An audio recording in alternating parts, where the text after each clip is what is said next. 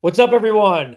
Ryan McGuffey here with another edition of the Recap Lunch Hour here on our Recap channel and Facebook as well. And, I'd love to move on. It's a beautiful day, by the way. Record temperatures today. We all know that. I've been talking about the weather a lot to start these things. It's impossible not to when it's 80 in October, but phenomenal. All right. So a couple things on my mind today and want to hear from you guys too. Certainly questions, comments, concerns, bring them. Fire away. I'm going to answer them. So, first off, the obvious thought here is to move on from the Bears debacle in DC. That seems to be the logical move. I woke up this morning feeling a little differently, not about the result, but just about, okay, it's been 48 hours, 36-ish, when I woke up, and it was time to move on. The problem with that is that there are players on the Bears openly criticizing and critiquing things about how things have been going on in and outside of Hallis Hall. And so when that's happening, tough to say, let's just drop it and move on. The best way to respond to Sunday's game is kick Arizona's ass. That's the best way to do it. Put the preparation in, go get Arizona, turn the page, 5-3, move on. However, we have different players. We had Cole Kmet yesterday. I'm looking this stuff up here. Cole Kmet yesterday, excuse me, said that there are little things not being done throughout the week. If you have 6 reps to do in the weight room and you're doing 5, that's on you. And little things like that that add to end results like Sunday. That's what Cole Kmet was saying. Jalen Johnson today on the score. Jalen Johnson criticizing how things are being done throughout the week, the preparation. Okay. All of a sudden, the noise is getting rather loud when you have people openly criticizing things that are happening off the field or how things are done on the field. Okay. And, the Tyreek Stevenson thing, to me, is dead. It's time to move on because he addressed the team. He doesn't really owe anything to fans and media, to be honest with you. He had the tweet. Take it for what it's worth. Social media apologies aren't that, they are what they are. To me, it's like a carbon copy, it's sign here, move on. I don't think he owes anybody else anything. He got up in front of the team and addressed the situation. It's more to me about what's been said. It's 36 hours now from players being done. And I'm where's this tweet here? There is here. They're criticizing Jalen Johnson's. Well, no, Jalen Johnson is being talked about now because he said the Bears need to have a better operation throughout the week. The Bears need a better operation throughout the week. Huh. Well, that's got me scratching my head. Okay. That's got me scratching my head because that's telling me the preparation isn't good. Now guys are being told they're allowed to call timeouts if they feel like they're not ready. You know what? That should be happening now anyway. These guys are on the field. They see what's happening. If they're not ready, they're not prepared. Timeout, especially when you have 3 and there's no more. I don't care if you have 1. If it's the last play of the game, burn the damn timeout if you think that's the best thing to do. Chris, we're looking forward to seeing you, my man. Can't wait to see Cap at Hooters. He was electric yesterday morning. Chris, we'll all be out there tonight. We will all be out there tonight. Falco Football Recap live from Hooters and Downers Grove. Cap, Tommy Waddle, Alex Brown. If you haven't done so already, call for reservations. It doesn't mean you can't get in. It's not a reservations only. If you are moving things around to make it happen, we'll be there tonight at 8 o'clock live talking about all of this stuff here on the recap. But I want to get your guys' thoughts. Are players, are they saying too much? Should they be? I think players should have a voice. Kevin Byard, who you can check out the new episode of Intercepted. Shameless plug here on the recap. He sat down yesterday and with Jalen Jones, and the two of them talked about being on the field for the last play. And they talked about Tyreek Stevenson. But Kevin Byard also said that he spoke with Matt Eberflus about how he would have defended the second to last play and brought the corners up and pressed and not allowed the easy 13-yard gain that allowed the Commanders to be in place for the 52-yard Hail Mary touchdown. Okay. Mo, what Johnson said is a major, major indictment on Eberflus. I totally agree. If you're talking about guys, if you're talking about the week of preparation, being questioned, think about this. They're 4-2. If they get the win, that's 4 straight. And it's like you're sitting on that information until you need to release it. And then this felt like the time to release it. That's the way I look at this. That's the way I look. And then another thing, you have Detroit Lions offensive coordinator Ben Johnson saying that he was eyeing the Bears job a year ago. Why is that information coming out now? Like, does that make anybody else? Isn't that interesting timing? Hey, Albert Breer put that report out this morning on ESPN 1000. And it just feels like the timing is weird. Just like the timing of being like right now, that the timing is weird, that people are questioning how the operation is during the week. So how do the Bears bounce back from a catastrophic loss when the noise seems like it's doing this, right? Like usually if it's coming just from the fans, just from the media and the fans, you can block that. The water's not that murky.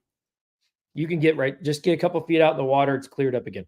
When you have the players in the building chiming in, you have offensive players talking about the defensive players. You have defensive players talking about preparation. You have guys talking about accountability, leaders of men, those type of things. And we're 7 games into a season that the Bears just a few days ago were going for their 4th straight win. I don't know, man. I don't know. It seems I'm curious on the timing, which is why the only way to bounce back from a loss like they had on Sunday is to just go out there and dominate the Arizona Cardinals. And I think that's a little bit easier said than done because the Cardinals, they're playing at home, always a tough environment. We do know this, it's like Chicago South down there in Arizona, a lot of snowbirds who have picked up and moved. At this point, it doesn't really matter where the Bears play on the road. They're going to have a contingent. I was with Kevin Byard yesterday, and they both talked about how it was a playoff atmosphere, and behind the Bears bench was loud with Bears fans, loud, and they both were surprised.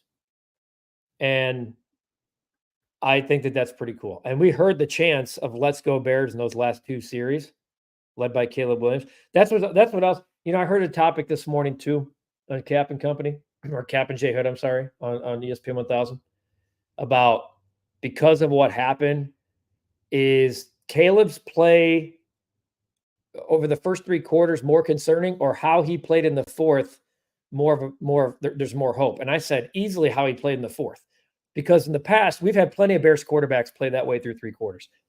I mean, literally, we don't have time. We could sit here for the next 5 hours and talk about the quarterbacks that have played as crappy as Caleb played the first 3 quarters. However, usually that pattern continued into the 4th quarter with those quarterbacks. We didn't see those 2 type of drives by quarterbacks of the past. I think you guys know what I think. I'm going to take the value on Caleb for Rookie of the Year. I know Jaden's going to get, like, just that game alone. The fact that Jaden Daniels played is, I had to eat the what sandwich yesterday because I did not expect that.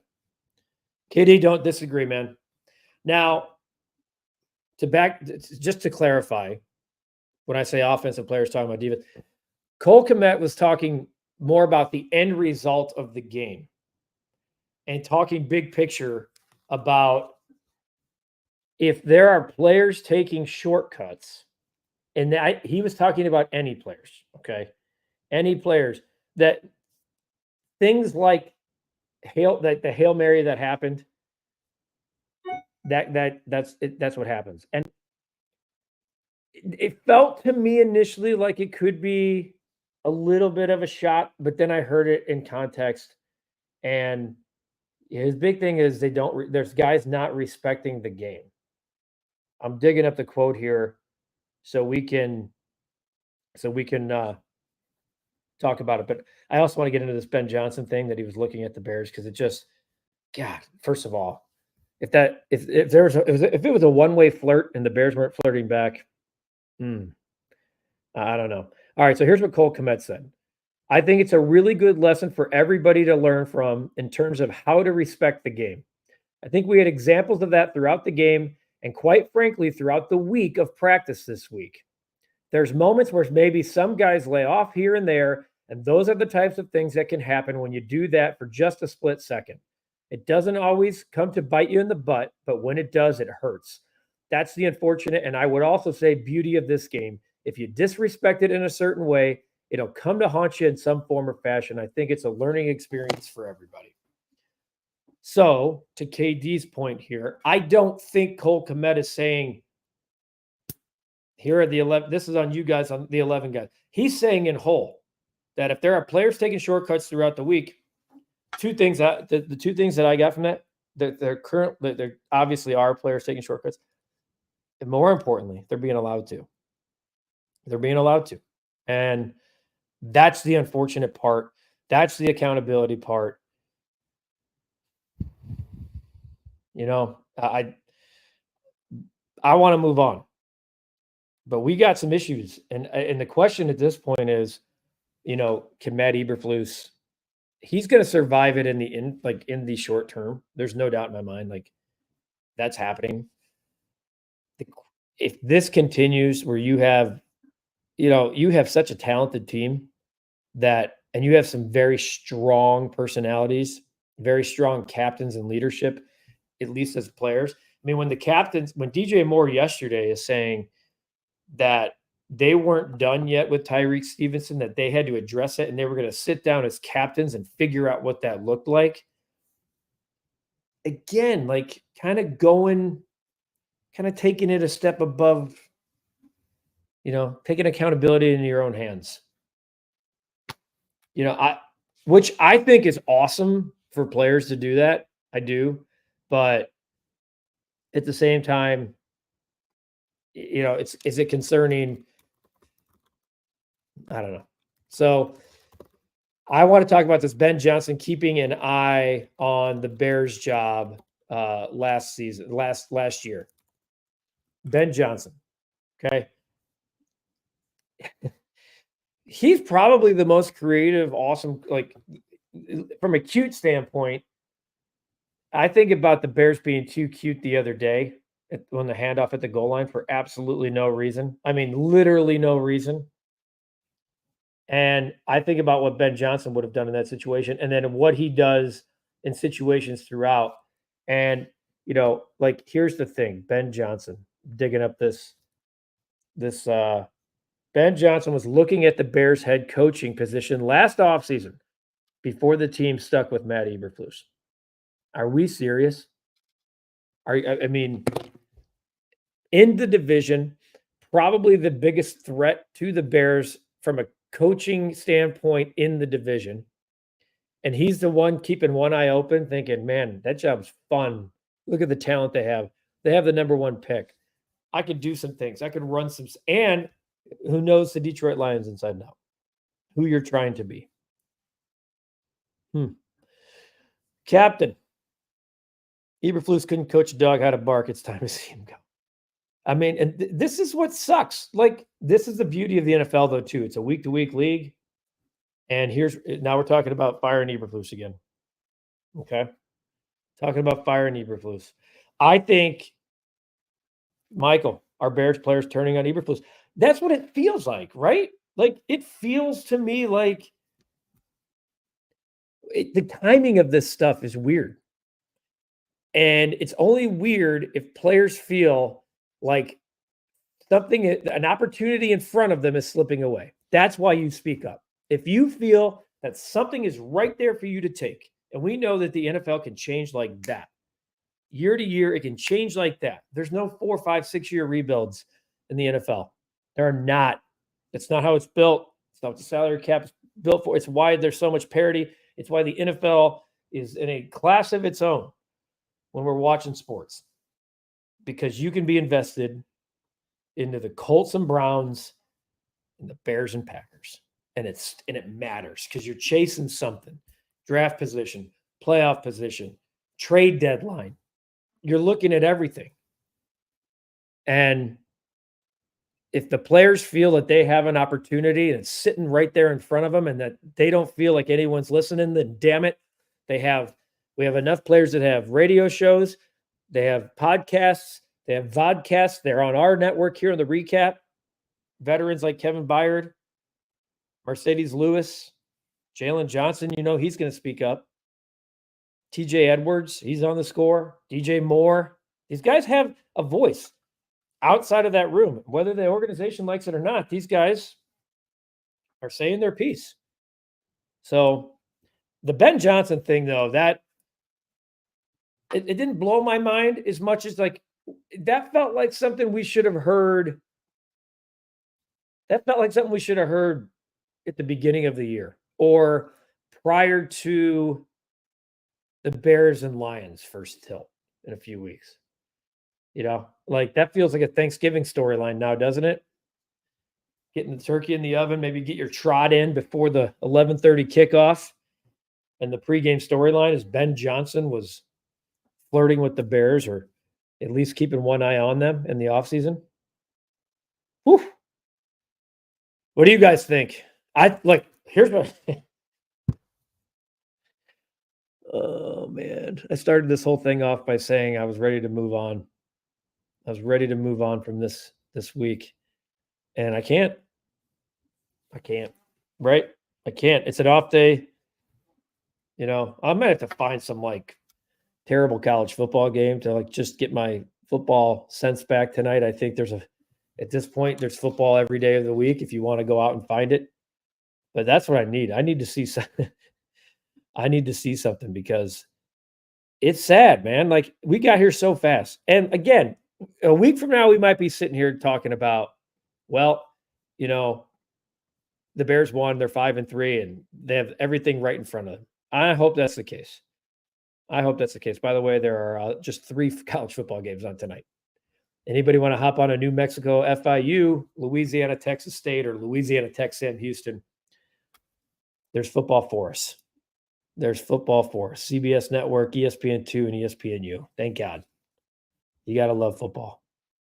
Jake, the sick irony of this game is if Stevenson doesn't break up that Ertz TD catch, the game never comes down to a Hail Mary and Stevenson isn't a national laughingstock.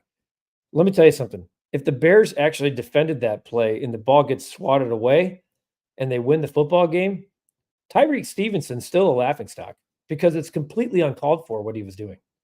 And the thing that I said this yesterday, the thing I don't understand is how nobody on the sidelines, not one person, okay, not one person upstairs in the booth saw Tyreek Stevenson, not one. 4.2 seconds into the play, he was still looking at the crowd. ESPN put a clock on him. Nobody was looking, going, that's different. That dude is talking, to the fans. Timeout. So I don't know if I agree with you, Jake, on this. I hear what you're saying. I don't think it changes. I see what you're talking about. If the game doesn't even get to the point where the Hail Mary happens, if something before, I get that. But I feel like in some weird way it was going to happen anyway. Maybe it wasn't that play, but it just felt like the undisciplined, the undisciplined selfishness that was going on. And then if you go back and watch the All-22 and you just look at the chaos and confusion in the middle of the field prior to the Hail Mary, it was screaming for a timeout. And Dan Orlovsky and Rex Ryan, I'm sure people have seen a lot of their clips, but how they pointed out Caleb Williams going to Eberflus on the second to last play and saying, hey, get up there. Look at what they're going to do. They're going to run it out. And Eberflus is pushing Jalen Johnson back, and then he's going, no, get up here. Alex, Eberflus needs to go. It's a good name. 3-17 on the road. And I think a little bit of that's unfair. I would amend the 3-17 on the road, knowing the first year was like a losing season. We knew the first year was a complete losing season, right? I'm looking more at the last 2 years. I'm looking at I'm looking at 4 games in the last 2 seasons with a win probability over 90%. 3 that were 96% or higher. 3. And you lost all 4. You lost all 4. Last year, there were 3 of those games. You win 2 out of the 3. Let's say you lose 1 of them. You win 2 of the 3, you're a 9-8 playoff team. Instead, you're 7-10. Everyone liked how they finished the season. Yeah, there was momentum. But when you put the microscope on and you take the slides and rotate them in and out, probably was a playoff team last year, whether you liked it or not. This year, they should be 6-1. They certainly should be 5-2. If you want to say the Colts game was their one learning curve mistake game that they're supposed to pick up from, fine. I'll give that to you. Fine. Okay. Or maybe they stole the Tennessee game, so the Colts game's kind of fine. It balances it out. Fine. 5-2 minimum right now. I'm just telling you, folks. I'm just telling you. After the next 2 games, and I think this week's a tough game, which is why they're underdogs. It's why they're underdogs. But how the tiebreaker is impacted now, like everything's at stake. I think it's a must win. I think you get 2 must wins right in front of you. I think the Cardinals and Patriots are must wins. And then it's time to tear the cover off. Packers, Vikings, Lions, Niners, Vikings, Lions, Seahawks, Packers. You didn't do what you're supposed to do in the first 7 games. That's the way I look at it. So now you got to win the next 2. And then you got to probably get a win or 2 that you quote unquote weren't expecting. So, okay. Well, surprisingly, the Dodgers, turning the page, are a win away from sweeping the Yankees in the World Series. There were some people last night who said, I hate watching Michael Kopech pitch the 9th inning. Now he gave up a homer to Alex Verdugo. I don't. I want him to get the last out. I want Cope. I'm rooting for him. Let's get the last out. Okay. So win away. Why it's important is because Chicago baseball kind of takes off from there. The White Sox are going to name a manager here in the coming days. Who's that going to be? We got about Chuck Garfien, my old buddy Chuck Garfien, tweeted out yesterday the list of, and I had heard the exact same thing that Chuck put out there. Craig Albernaz, Grady Sizemore, very much alive. Phil Nevin, Will Venable. Those are your people. And I think that Grady Sizemore, folks, don't be surprised. Very much in the mix. Also, the Cubs have a big decision looming. Well, they don't have a decision, but Cody Bellinger does. Cody Bellinger has 5 days after the World Series to opt out. Many expect him to. I do. I know my pal Bruce Levine, my co-host on Inside the Clubhouse on 670 The Score. He expects him to opt out. For those of you thinking, he's got $30 million. Well, he's going to be the second biggest bat on the market after Juan Soto, after it all shakes out. So I think Chicago fans should be at this point rooting for a sweep. Let's get this thing over and let's get baseball as we know it here in Chicago moving. So that's reality. We don't have playoff teams here. And there's only one team in the history of baseball, as we know, 20 years ago, that's ever come back from 3-0. And that was the Red Sox over the Yankees. The 20th anniversary. By the way, the Netflix documentary, The Comeback. I haven't even finished it yet. Juicy. So a reminder, tonight, join us. Hooters Downers Grove on Butterfield Road. The whole gang will be there. I'll be there. Katie will be there. Cap will be there. Tommy Waddle, Alex Brown. Friends along the way. The iconic Hooters girls will be there. The great food will be there. I'm sure that there's going to be some cold beer there for people who still can't shake this. Maybe I'll have one with you. We'll see. But join us tonight. Delco Football Recap Live. Hooters Downers Grove. And we'll keep on keeping on, folks. The lunch hour is picking up momentum. It's picking up steam. When we have losses like Sunday, you got to vent, man. You know, put on the AirPods, get out of the office on a day like today, pop on the Recap lunch hour, listen to me spew all over the place, get back in the office, and let's go. We'll see you tonight at Hooters in Downers Grove. Until then, I'm Ryan McGuffey. This has been the Recap Lunch Hour.